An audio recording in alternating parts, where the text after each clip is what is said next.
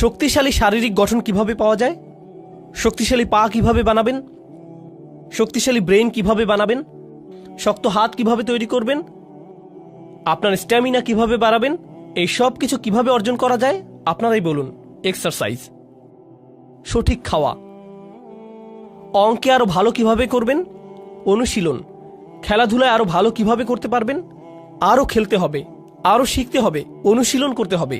কিন্তু মজার কথা হলো আপনার পা কিন্তু আগে থেকেই আছে, শুধু যথেষ্ট শক্ত না এই আর কি, কিন্তু আছে তো, বেশি শক্তিশালী না এই যা, কিন্তু পা আছে। এমন না যে আপনার পা বানিয়ে নিতে হবে আগে, তাই না?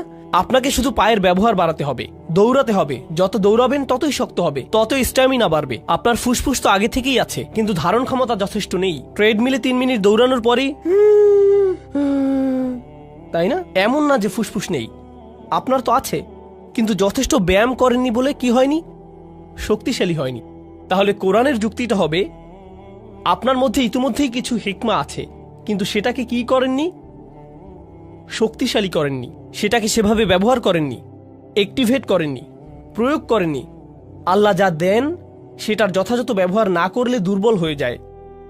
আল্লাহ আমাকে চোখ দিয়েছেন, একটি চোখ টেপ মেরে বন্ধ করে রাখি 6 মাস, গ্যারান্টি দিয়ে বলতে পারি সেই চোখটি অন্ধ হয়ে যাবে।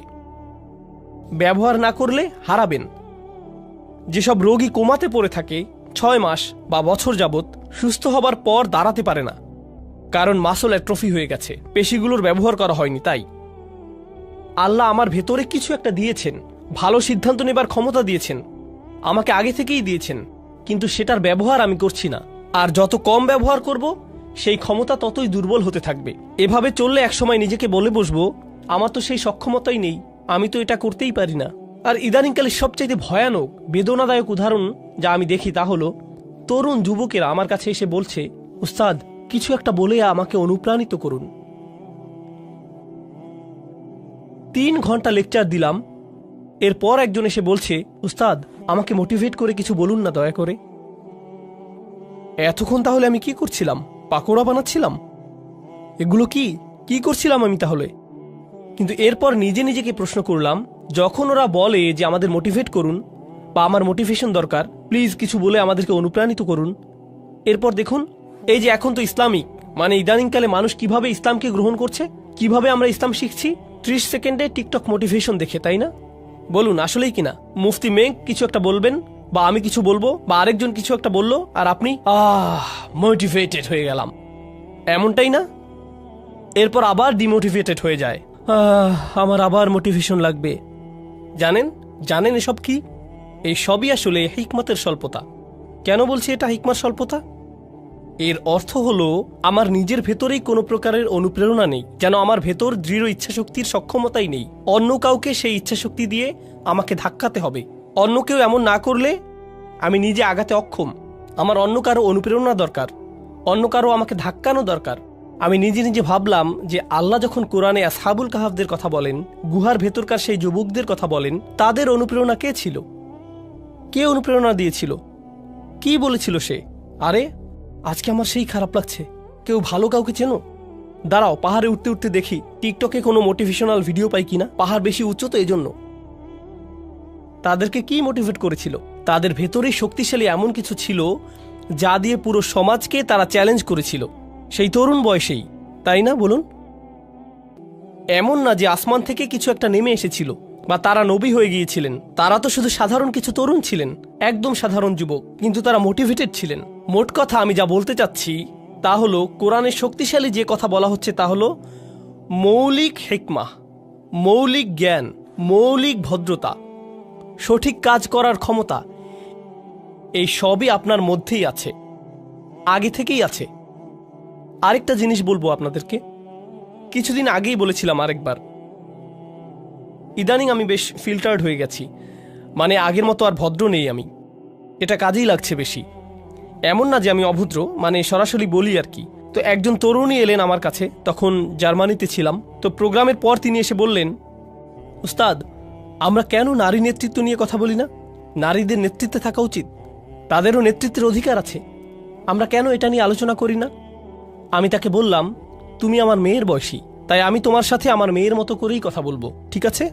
সে বলল, হ্যাঁ ঠিক আছে। তখন আমি বললাম, তুমি নিশ্চিত তো কোনো সমস্যা নেই? আমি কিন্তু নিজের মেয়েকে যেভাবে বলি সেভাবে বলবো। সে বলল, হ্যাঁ বলুন। তো আমি বললাম, আচ্ছা, আমি পুরো পৃথিবীতে এমন মহিলাদের চিনি যারা নিজেরা নেতৃত্বে আছেন। আমি $multi-million কোম্পানি চালাই এমন মহিলাদেরও চিনি। 10,000 কর্মচারী আছে এমন মহিলাকেও চিনি। এমন মহিলাকেও চিনি যিনি বিশ্বজুড়ে শত হাজার মানুষের খাবারের ব্যবস্থা করেন। হাসপাতাল চালান এমন মহিলা চিনি। সরকারে আছেন এমন মহিলাদেরও চিনি। বিশ্বে এমন এমন মহিলাদের আমি চিনি। আর জানো তাদের সবার মধ্যে কমন বিষয়টি কি? তারা কখনোই নেতৃত্ব নিয়ে কথা বলেন না, শুধু কাজ করে যান। তো এখন এই উপদেশ সমস্ত পুরুষ মহিলাদের প্রতি, আপনি কিছু বলতে চান নাকি কিছু করতে চান? যত বেশি বলেন আপনাদের জন্য নেতৃত্ব কত গুরুত্বপূর্ণ সেটা নিয়ে যদি শুধু কথা বলে যেতে থাকেন, তবে 10 বছর পরও এটা নিয়ে কথাই বলতে থাকবেন, যতক্ষণ না পর্যন্ত আপনি খুঁজে বের করে নিচ্ছেন যে কিসের নেতৃত্ব দিতে চান। অন্য কেউ এসে দরজা মেলে ধরবে আর আপনি হেঁটে চলে যাবেন, এমনটা ভাবলে হবে না। আপনার সামনে যদি পাহাড় থাকে, কোনো রাস্তা না থাকে, বেয়ে ওঠা শিখে নিন। এটাই হচ্ছে নেতৃত্ব, বাধা অতিক্রম করা। আপনার সামনে দেয়াল আছে কি নাই পাত্তা দেবেন না, হয় মাটি খুঁড়ুন নইলে বেয়ে উঠুন, এভাবেই এগুতে থাকেন। এই মানসিকতা যে কেউই সাহায্য করতে আসবে না, আপনার মধ্যেই সক্ষমতা আছে, আপনার মাঝেই আছে। তো আমাদের শক্তিমত্তার নতুন মানসিকতা তৈরি হবে। আচ্ছা, এই যে হিকমার ধারণা নিয়ে বলছিলাম, আপনাদের বলেছিলাম যে হিকমা এসেছে হুকুম থেকে, অর্থ হলো চোয়াল, মনে আছে? মানে কারো হিকমা আছে মানে তার প্রবল ইচ্ছা শক্তি আছে, তার ইচ্ছে শক্তিশালী। কোনো বিষয়ে সিদ্ধান্ত নিয়ে ফেললে সেটাই চূড়ান্ত। এখন কিভাবে হিকমার স্বল্পতা আমাদের ক্ষতি করছে, হারিয়ে দিয়েছে কিভাবে, সেটার একটা উদাহরণ দিই। তা হলো মানুষ নিজের উদ্দেশ্যকে বারবার সন্দেহ করে। উস্তাদ, আমি নামাজ পড়ি, কিন্তু আসলে আল্লাহর জন্য নামাজ পড়ি কিনা সন্দেহ হচ্ছে। কেন এত সন্দেহ? জানি না আসলে। এই যে আমাদের নিয়তে সমস্যা হতে পারে। আপনাদের নিয়ত এত দুর্বল কেন? আপনাদের নিয়তে কি সমস্যা? এখানে কেন এসেছেন? আসলে আমি তো কিছু শিখতে এসেছি, কিন্তু এখানে এসে আনন্দও পেয়েছি, হেসেছি। এখন আমি কি এখানে কৌতুক উপভোগ করতে এসেছি নাকি আল্লাহর জন্য এসেছি? আমি কি আল্লাহর জন্য হেসেছিলাম নাকি হাসির কৌতুক করেছিলেন শুধুমাত্র এজন্যই মজা পেয়ে হেসেছি? তাই জানি না নিয়ত নষ্ট হলো নাকি। আরে ভাই চুপ, নিজেকে আর নির্যাতন করবেন না, ইচ্ছে শক্তিটা একটু বাড়ান। কি করছেন সেটা নিয়ে স্পষ্ট আছেন তো? একবার নিজের কাছে স্পষ্ট হলে বারবার সন্দেহ করা বাদ দিন। ইসলামে আমরা এভাবে ওসিডি ডেভেলপ করে ফেলেছি, সারাক্ষণ নিজের নিয়ত বিশুদ্ধ আছে কিনা তা নিয়ে সন্দেহ করি। তাছাড়া শুনে রাখুন, নিয়ত বিশুদ্ধ না হলে সেটা আপনি টের পাবেন, খুব ভালো করেই টের পাবেন। বারবার নিজেকে প্রশ্ন করতে হবে না, নিয়ত ঠিক আছে তো? এমন করা লাগবে না আপনার, নিজেই বুঝে যাবেন। বুঝতে পারবেন কোনো একটা সমস্যা হয়েছে। আপনি বুঝবেন যে মূল্যহীন জিনিসের পেছনে ছুটছেন, অন্যের বাহবা খুঁজছেন, মানুষের অ্যাটেনশন খুঁজে বেড়াচ্ছেন, মর্যাদার পেছনে ঘুরছেন। আপনি বুঝতে পারবেন, নিজে নিজেই বুঝবেন।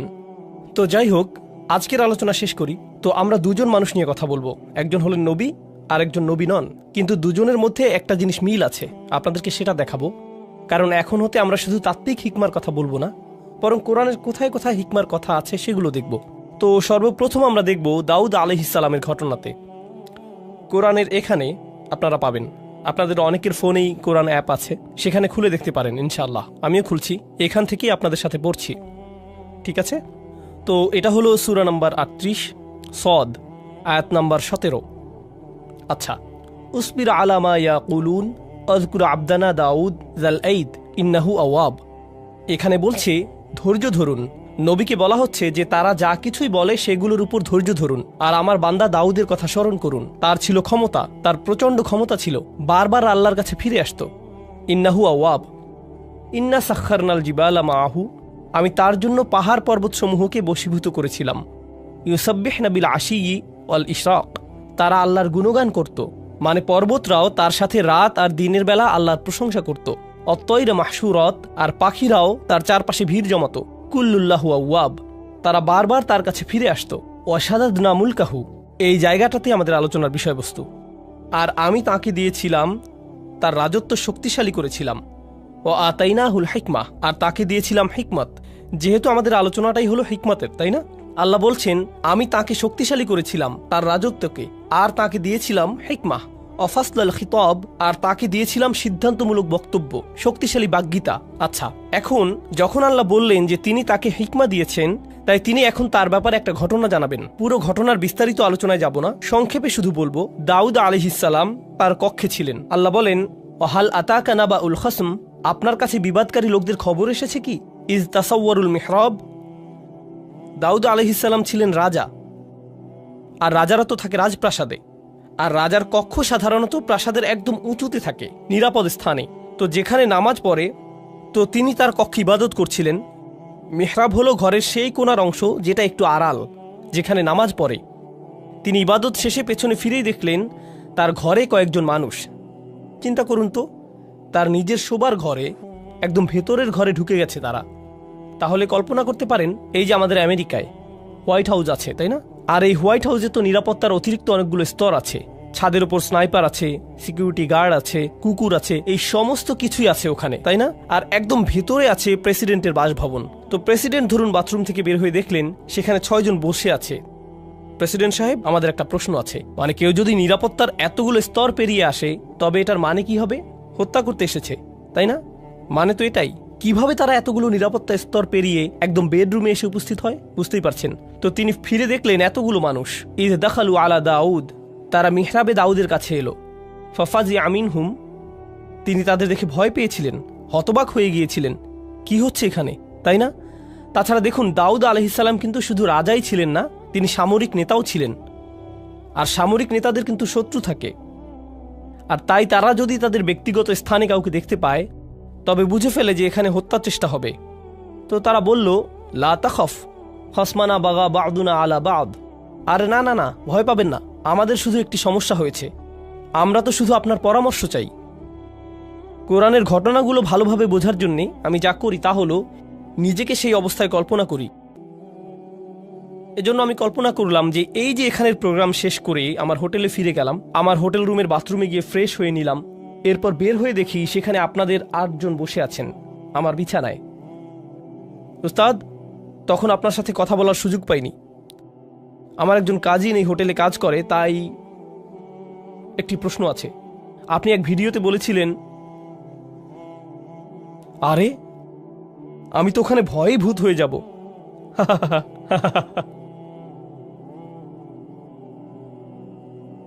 বুঝতে পারছেন কিরকম ভয়ের পরিস্থিতি হবে সেটা? আর সেই অবস্থায় আমি কি ভাবছি, আপনাদের উত্তর দেব নাকি রুম থেকে বের করে দেব, পুলিশ ডাকবো নাকি নিজে দৌড়ে পালাবো। আমার মাথায় যে জিনিসটি কখনই আসবে না তা হলো, আরে আরে আরামে বসুন, হ্যাঁ সুন্দর, নিজের ঘর মনে করেই বসুন না আপনারা, কোনো সমস্যা নেই। কি খাবেন, চা নাকি কফি? হ্যাঁ ওখানে বসুন, জুতো ওখানে, হ্যাঁ সুন্দর। অলা তুস্তিত ওয়াউহদিনা ইলা সাওয়া আস-সিরাত।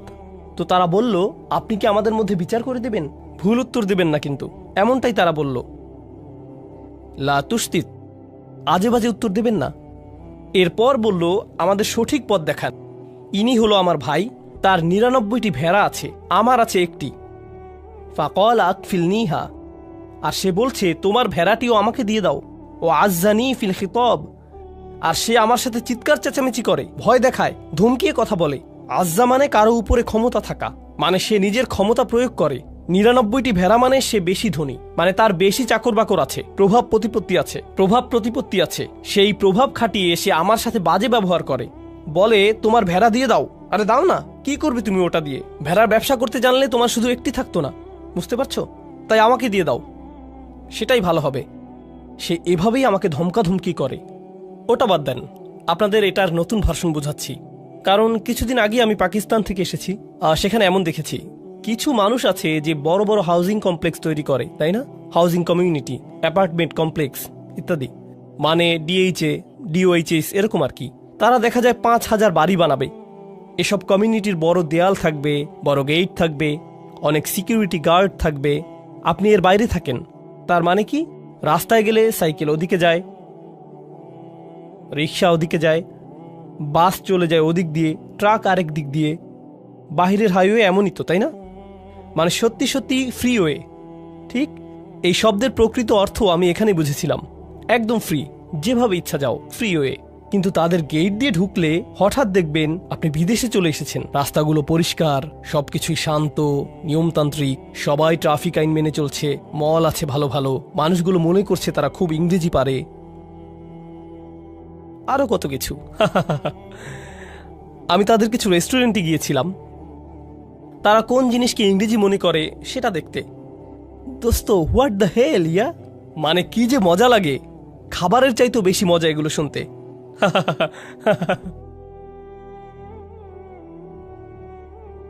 আচ্ছা, তো কোরআনে ফিরে যাই। তো তারা যা করে তা হলো এসব হাউজিং সোসাইটি বানায়, কিন্তু তার মধ্যখানে একজন থাকে খুবই পুরনো জীর্ণ শীর্ণ একটা বাসা নিয়ে। সে এটা বিক্রি করবেই না, তার জমি বিক্রি করার কোনো ইচ্ছেই নেই।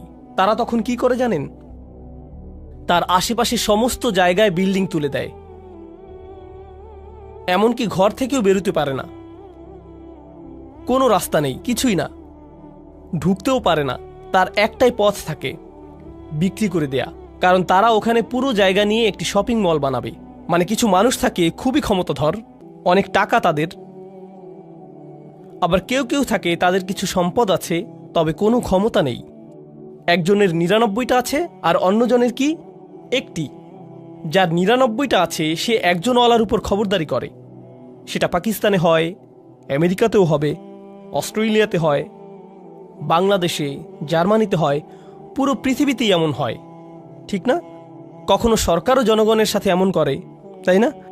বিজনেস পার্টনার অন্য বিজনেস পার্টনারের সাথে করে, বড় ব্যবসা প্রতিষ্ঠানগুলো ছোট প্রতিষ্ঠানের সাথে করে, সব সময়ই হয়। এখন দাউদ আলাইহিসসালামের কথাগুলো শুনুন, এরপর আসলে আমি কথায় আসছি। এখন দাউদ আলাইহিসসালামের কথাগুলো শুনুন, এরপর আসল কথায় আসছি। দাউদ আলাইহিসসালাম বলছেন, আমি শুধুমাত্র আমাদের আলোচনার সাথে সম্পর্কিত অংশটি বলছি। ওয়া ইন্না কাসীরাম মিনাল খুলাতা লা ইয়াবগি বা'দুহুম আলা বা'দ। মূলত ব্যবসায়ী সম্পর্কে জড়িত আছে এমন বহু সংখ্যক মানুষ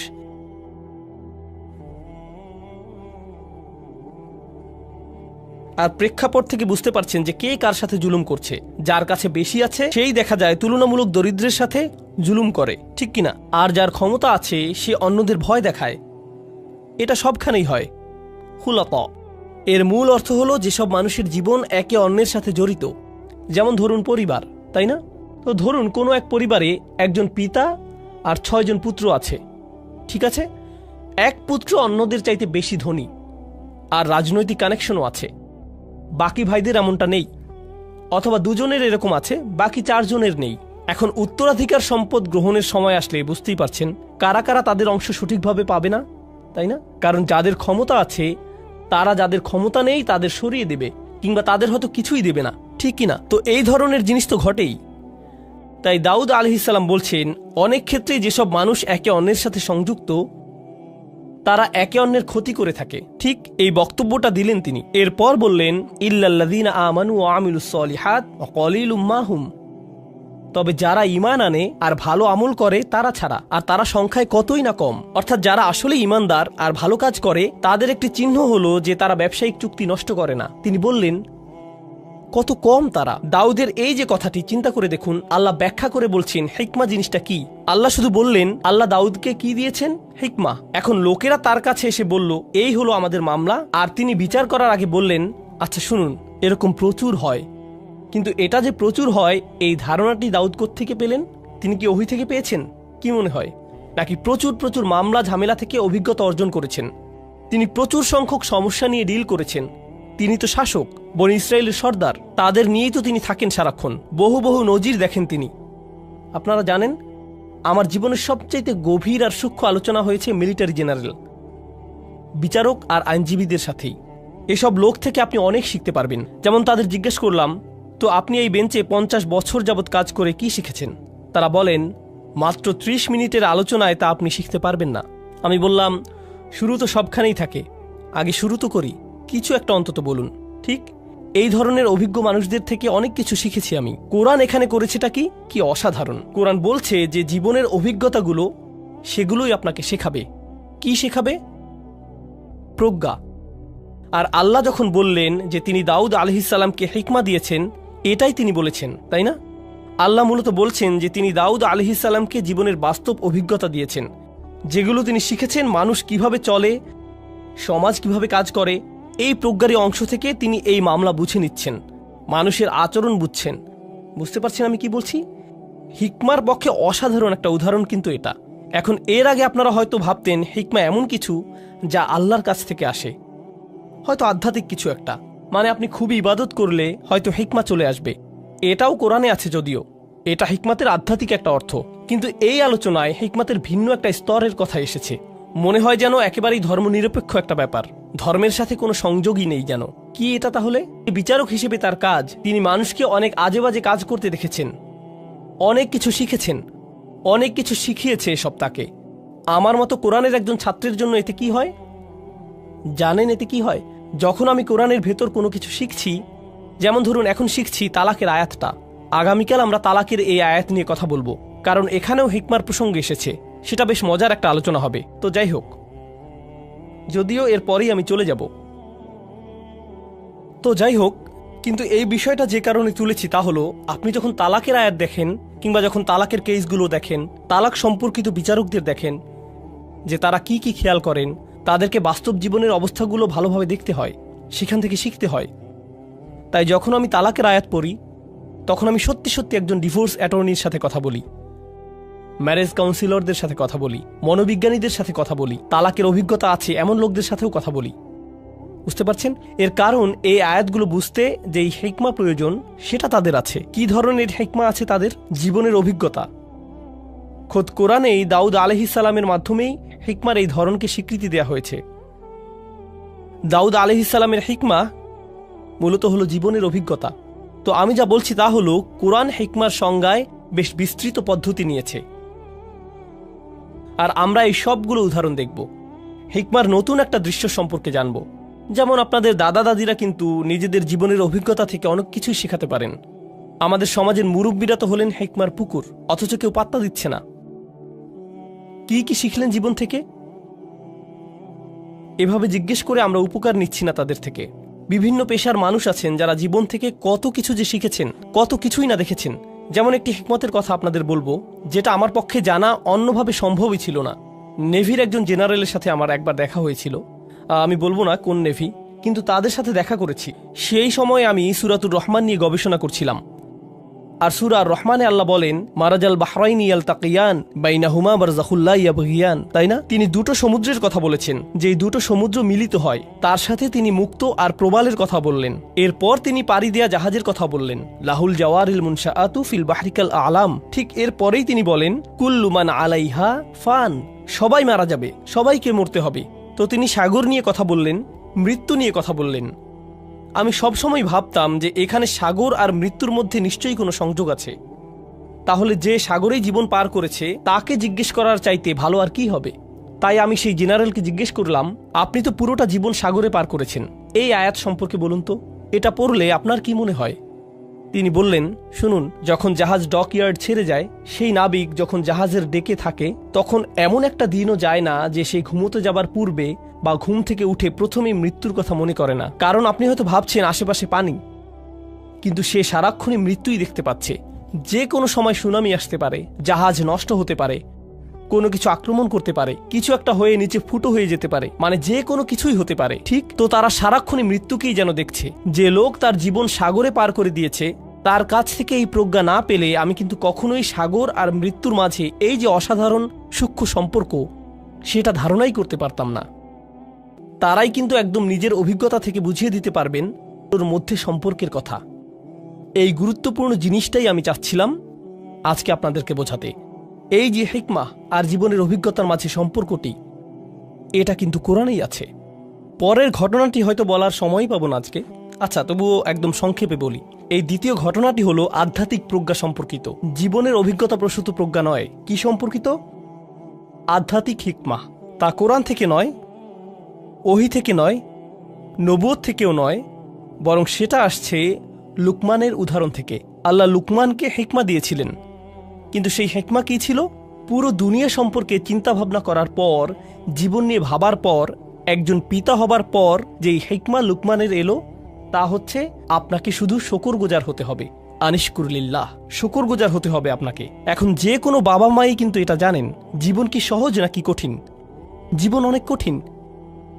জীবনের প্রত্যেক ধাপই নিজস্ব এক কাঠিন্য নিয়ে আসে। সন্তান প্রতিপালন আরেক ধরনের কঠিন কাজ। বাচ্চাদের যখন বয়স বাড়ে, তাদের প্রত্যেক বয়সে জীবন নতুন নতুন জটিলতা নিয়ে হাজির হয়। আপনি ভাবছেন এখনই সবচাইতে কঠিন ধাপ, কিন্তু পরের বছর ভাবেন, আরে এই বছর তো আরো অনেক কঠিন। আপনি যখন ডায়পার বদলাচ্ছেন তখন বলেন, হায় আল্লাহ, এই বাচ্চা এত ডায়পার কিভাবে নষ্ট করে, তাই না? কবে শেষ হবে এই কষ্ট? এই পিতামাতাই যারা একটা সময়ে ঘুমের অভাবে মরেই যাচ্ছিল, 2 ঘন্টা পর পর উঠতে হচ্ছে, ঢেকুর তুলে দিতে হচ্ছে, ন্যাপি পরিষ্কার করতে হচ্ছে, আরও কত কি। 19 বছর পর তারাই আবার বলেন, যখন তোর ডায়াপার পরিষ্কার করতাম সেই সময়টা মিস করি, তখনই তুই ভালো ছিলি, আর এখন তো জ্বালা সহ্য করতে হয়। নতুন পরীক্ষা। লুকমানের জীবন খুব সহজ ছিল না। তার জীবনের অভিজ্ঞতাগুলো তাকে আধ্যাত্মিক এক প্রজ্ঞা দিয়েছেন। কি সেই আধ্যাত্মিক প্রজ্ঞা? আল্লাহর প্রতি কৃতজ্ঞ হও। আর তিনি বলছেন, যেই কৃতজ্ঞ হবে, কি অসাধারণ হিকমা দেখুন, যেই কৃতজ্ঞ হবে সে মূলত কৃতজ্ঞ হয় কিসের জন্য? কি বলছেন তিনি? অমাইয়াশকুর ফা ইন্নামা ইয়াশকুরু লি নাফসিহি। যেই শুকরগুজার হবে সে তো নিজের কল্যাণেই শুকরগুজার হবে। ব্যাপারটা অসাধারণ। আমি যদি কৃতজ্ঞ বান্দা হতে পারি, তাহলে জীবনে সেগুলোতে আটকে থাকবো না, সেগুলো নিয়ে দুঃখ পেতে থাকবো না। আমার সাথে মন্দ কিছু হলে সেটা নিয়ে বারবার দুঃখ প্রকাশ করি না, সেটা দিয়েই জীবন আটকে রাখি না। জানেন কেন? কারণ আমি এর বদলে কি ধরেছি? কৃতজ্ঞতা। কৃতজ্ঞতা মানে জীবনে যা কিছুই অতীতে হোক না কেন, আমি সেটার ভালো দিকটি খুঁজি। ভালো দিক না খুঁজলে আপনি কখনোই কৃতজ্ঞ হতে পারবেন না, সেটা অসম্ভব। আর এখন যেহেতু আপনি ভালো দিকটি দেখা শুরু করেছেন, জীবনে যা কিছুই মন্দ হোক না কেন, ভবিষ্যতের ব্যাপারে আপনার দৃষ্টিভঙ্গি কেমন হবে? ইতিবাচক, পজিটিভ। কিন্তু নিজের জীবনের অতীতে ফিরে তাকালে, পেছনে ফিরে তাকালে যদি কখনো ভাবেন কত ভয়ানক ঘটনা ঘটেছে, কত কষ্ট পেয়েছেন, অনেক কঠিন ছিল ঠিকই, কিন্তু যদি সেটা নিয়েই পড়ে থাকেন, তাহলে কি ধরনের মানসিকতা গড়ে উঠবে? আমার সাথে এত খারাপ হলো, আর তো জীবনে কখনোই ভালো কিছু হবে না। আমার সাথে শুধু খারাপই হয়, সারাক্ষণ আমি বিপদে পড়তে থাকি, শুধু আমার সাথেই কেন এমন হয়? মনোভাব এভাবেই বদলে যায়। কারণ শকর নেই যে। কারণ যদি আপনার মাঝে শকর থাকতো, তবে কৃতজ্ঞতা বোধও থাকতো। শকরগুজারি সবার আগে নিজের উপকার করে। অমা ইয়াশকুর ফা ইন্নামা ইয়াশকুরু লিনাফসিহি। কি অসাধারণ একটি হিকমত বলুন। এটা কিন্তু হচ্ছে আধ্যাত্মিক প্রজ্ঞা। এমনকি আমি তো বলবো এটা এক ধরনের মনস্তাত্ত্বিক প্রজ্ঞা। জানেন, আমেরিকাতে মানুষ ঘন্টায় $350 দিয়ে সাইকোলজিস্টের কাছে কি শুনতে যায়? আপনার কিছু পজিটিভ সাইকোলজি লাগবে। আমি কি শুধু সূরাতুল লুকমান পড়তে পারতাম না? আরে এমন করলে তো আমার অনেক টাকাও বাঁচত, আবার অনেক সোয়াবও পেতাম, তাই না? আর তাই হিকমার এই প্রথম অংশটি হলো আমার অভিজ্ঞতা নিয়ে কিভাবে চিন্তা করব আর আল্লাহ সম্পর্কে কিভাবে ভাবব। হিকমার দ্বিতীয় অংশে চলে যাই তাড়াতাড়ি, এরপর আজকের সেশন শেষ। আজকের এটাই শেষ বিষয়। লুকমান রাদিয়াল্লাহু আনহু তার ছেলেদের বললেন, কোনো পাপ কাজই ছোট নয়, এমনকি সবচাইতে ছোট কাজও আল্লাহ বের করে আনবেন। কোনো পাপ কাজই ছোট নয়। আমি যেই মূল বিষয়টি বলতে চাচ্ছি তা হলো যে কোনো পাপ কাজই কি নয়, ছোট নয়, এমনকি মাইক্রোস্কোপিক লেভেলের কাজও নয়, এমনকি পাথরের ভেতরে থাকলেও আল্লাহ বের করে আনবেন। ইয়াতি বিহাল্লাহ। আল্লাহ খুবই সূক্ষ্ম, আল্লাহ খুবই সুনির্দিষ্টভাবে করেন। আপনার পাপ কাজকে কখনোই ছোট করে দেখবেন না। আর তাছাড়াও আরও যোগ করি, এর বিপরীতে আপনার কিসের ক্ষমতাকেও ছোট করে দেখবেন না? ভালো কাজের। এমন ভাববেন না যে আরে এসব করে কী বা হবে, ইনফ্লুয়েন্সার তো আর হতে পারলাম না, লাখ লাখ ভিউ তো আর পেলাম না। বুঝতে পারছেন? এই আয়াতগুলো নিজেই পড়াশোনা করে দেখুন না, এখানকার আয়াতগুলো দেখলেই বুঝবেন। তিনি তার ছেলেদেরকে বলছেন, অন্যদের দিকে বাজেভাবে তাকাবে না, বিনয়ের সাথে চলাফেরা করো। তার পুত্রদেরকে বলছেন যে কোথাও যাবার সময়ে উদ্দেশ্য নিয়ে যেন যায়, উদ্দেশ্যহীন চলাফেরা যেন না হয়। অক্সিদ ফিমা শেখ। আর তিনি তার ছেলেকে আওয়াজ নিচু করতে বলছেন, তার ক্রোধ নিয়ন্ত্রণ করতে শেখাচ্ছেন, ভদ্রতা শেখাচ্ছেন, তাই না? জীবনের উদ্দেশ্য শেখাচ্ছেন। সে ঘর থেকে বের হবার সময় যেন তার আসল উদ্দেশ্য থাকে, জীবন যেন অর্থবহ ও উদ্দেশ্যপূর্ণ হয়। এসব জিনিসের বেশিরভাগই তিনি তাকে নিজের চেহারার ভাবভঙ্গিও নিয়ন্ত্রণ করতে বলছেন। লা তুসঈর খদ্দাকা লিন্নাস। মানুষের দিকে গাল ফুলিয়ে তাকাবে না, মানুষের চেহারায় বিকৃত করবে না। বেশিরভাগ মানুষ কি মনে করে? এগুলো ছোট ব্যাপার নাকি বড় ব্যাপার? ছোট বিষয় মনে করে। হজ হলো বড় ব্যাপার, হারাম বিশাল ব্যাপার। বড় কোনো ইবাদত করলে সেটা বড় পুণ্যের কাজ হবে, কিন্তু অন্যের দিকে মন্দভাবে তাকানো, এটা তো ছোট্ট বিষয়, কিছুই না। আর এই যে প্রজ্ঞা, তার থেকে কি নিজের ছেলেদেরকে শিখিয়েছেন? সবচাইতে ক্ষুদ্র জিনিসকেও ছোট করে দেখো না। এরপর তিনি উদাহরণ দিলেন এমন সব কাজের, সেগুলো মানুষ ছোট মনে করে, কিন্তু আসলে সেগুলো বিশাল কিছু।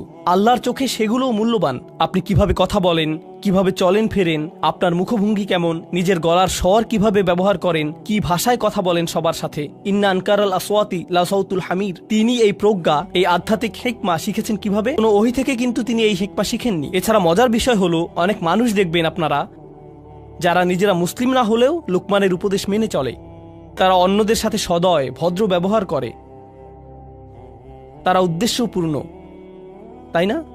অন্যদের ছোট করে দেখেন না, তারা অন্য কারো উপর গলার স্বর উঁচু করে না। তাদের সব গুণ আছে। এই গুণগুলো তারা কোত্থেকে পেয়েছে? মাঝে মাঝে হয়তো মনে হয় এদের তো ইমানই নেই, তবুও কিভাবে ইসলামিক মূল্যবোধ পেল তারা? কারণ হলো হিকমাহ, সার্বজনীন বিষয়। কারণ হিকমাহ হলো সার্বজনীন বিষয়। আল্লাহ যাকে চান তাকে এটা দিতে পারেন। তো এর সাথে আজকের সেশন আমরা শেষ করছি ইনশাআল্লাহ। বারাকাল্লাহু লি ওয়া লাকুম। আসসালামু আলাইকুম ওয়া রাহমাতুল্লাহি তাআলা ওয়া বারাকাতুহু।